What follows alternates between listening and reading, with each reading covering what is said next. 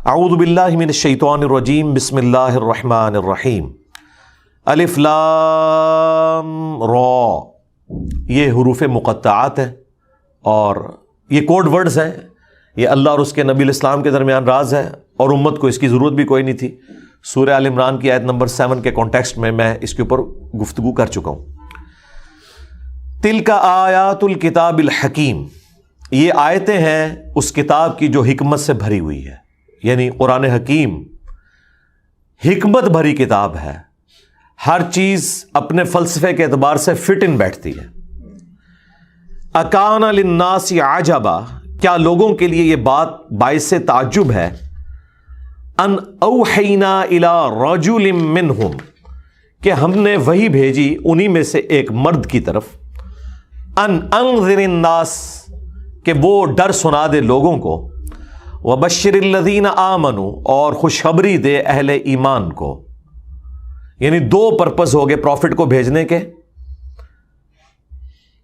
لوگوں کو ڈر سنانا آخرت کی جواب دہی کا، اور خوشخبری دینا اہل ایمان کو جو وقت کے پیغمبر کی دعوت کو قبول کر لیں. ان لہم قدم صدق عند ربہم، کہ ان کے لیے ان کے رب کے حضور بہت بلند مرتبے ہیں قیامت والے دن جنت میں پہنچ کر جو وقت کے پیغمبر کی دعوت کو قبول کریں گے. اچھا، اس آیت کے اندر اللہ تعالیٰ نے فرمایا کہ لوگوں کو حیرانگی ہوئی ہے کہ انہی میں سے ایک پیغمبر کو چن لیا. ہونا تو چاہیے تھا اللہ تعالیٰ نفی کر دیتا اور کہتا ہے نہیں یہ پیغمبر جو ہے تم میں سے نہیں ہے. یہ ہو نہیں نہ سکتا. یہ تو ہماری ڈاکٹرن میں مشہور ہے نا کہ جی کوئی پیغمبر جو ہے وہ کوئی الگ سے مخلوق ہونا چاہیے. پیغمبر اسی اسپیشی میں سے ہوتا ہے. سورہ بنی اسرائیل میں آیا کہ اگر زمین پر فرشتے آباد ہوتے تو ہم فرشتوں میں پیغمبر کو بناتے ہیں. چونکہ انسان آباد ہے تو اس میں کوئی اچمپے کی بات نہیں ہے کہ پیغمبر بھی انسانوں میں سے آئے گا. خدا نخواستہ اگر پیغمبر کسی اور اسپیشی سے آتا پھر انہوں نے یہ اعتراض کرنا تھا کہ یہ ہمارے لیے رول ماڈل کس طرح ہے، اسے تو پتہ ہی نہیں ہے کہ ہم کس تکلیف سے گزرتے ہیں. تو آئیڈیل یہی ہے کہ پیغمبر اسی نو میں سے ہو، اسی اسپیشی میں سے ہو جن کی طرف وہ مبعوث کیا گیا، تاکہ اس پر وہی حالات و واقعات گزریں اور وہ ان کے لیے رول ماڈل بنے. نبی علیہ السلام کو جب تکلیف ہوتی تھی آپ کے بھی آنسو نکلتے تھے، جب آپ کو زخم لگتا تھا آپ کا بھی خون نکلتا تھا، آپ بھی دکھی ہوتے تھے، آپ کے بھی سر میں درد ہوتا تھا، آپ کو بھی نیند کی مشقت اٹھانا پڑتی تھی. ہر اعتبار سے جو ایک انسان کو تکلیفیں گزارنا پڑتی ہیں. تو نبی کا منصب یہ ہے کہ لوگوں کو ڈر سنائے آخرت کی جواب دہی کا، اور پھر بشارت دے ان لوگوں کو جو کہ بات قبول کر لیں کہ ان کے رب کے ہاں ان کے لیے بہت بلند مرتبہ ہے. قال الکافرون ان ھذا لساحر مبین، جبکہ کافر یہ کہہ رہے ہیں کہ یہ تو بہت بڑا کھلا جادوگر ہے. نعوذ باللہ. یعنی کوئی علمی دلیل ان کے پاس نہیں ہے پیغمبر کو کاؤنٹر کرنے کے لیے سوائے یہ کہ یہ جادوگر ہے. اچھا، وہ جادوگر اس لیے نہیں کہتے تھے کہ نبی علیہ السلام نے کوئی ان کو ایکسٹرا آرڈنری کوئی معجزات کر کے دکھا دیے تھے.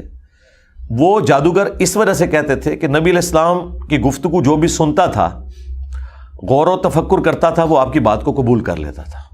اس وجہ سے وہ جادوگر کہتے تھے. ورنہ تو نبی علیہ السلام سے انہوں نے کئی معجزات ڈیمانڈ کیے ہیں جو نبی علیہ السلام نے کر کے نہیں دکھائے. اور اللہ تعالیٰ نے سورہ بنی اسرائیل میں فرمایا کہ تم فرما دو میں تو بشر ہوں، رسول ہوں، یہ اللہ کے پاس اختیار ہے معجزات کے اعتبار سے، میں خود سے اپنی مرضی سے کوئی معجزہ کر کے نہیں دکھا سکتا.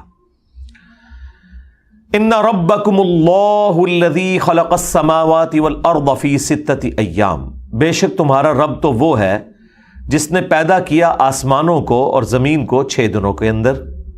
ثم استوى علی العرش، اس کے بعد وہ عرش پر مستوی ہوا جیسا کہ اس کی شان کے لائق ہے.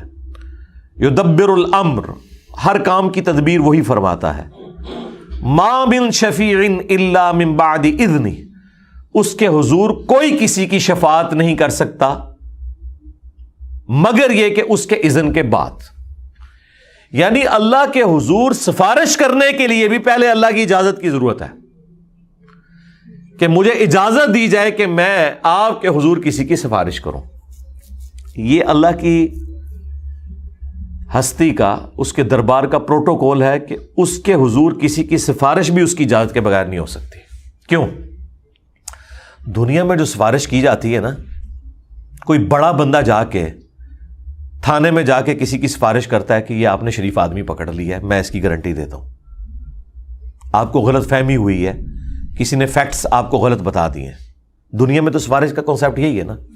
اب مجھے بتائیں کس کی جرت ہے کہ جو اللہ کو جا کے یہ کہے کہ یا اللہ یہ جو بندہ تو نے پکڑ لیا ہے نا، غلطی سے پکڑا گیا ہے، مجھے پتا ہے یہ بڑا اچھا بندہ ہے.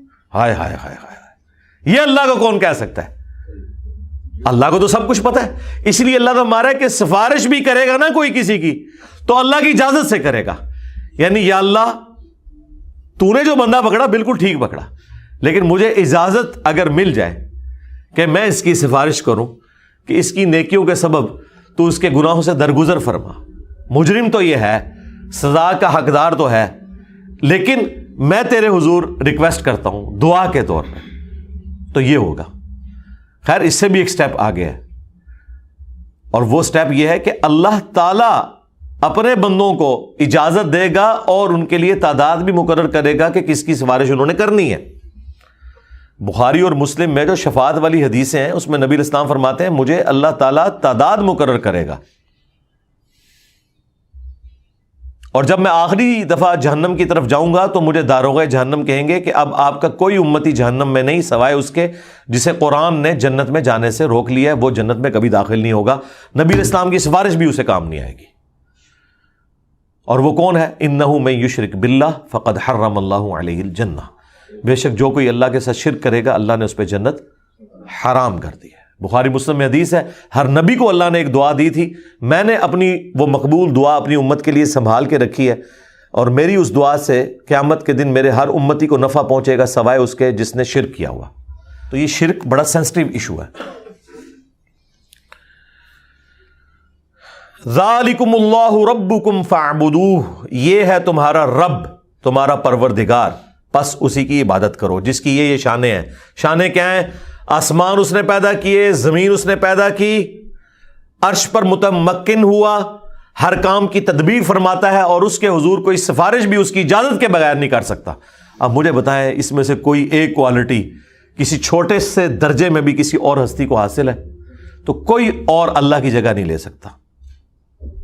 وہی حقدار ہے کہ اس کی عبادت کی جائے. افلا تذکرون، کیا تم غور و تفکر نہیں کرتے، نصیحت حاصل نہیں کرتے؟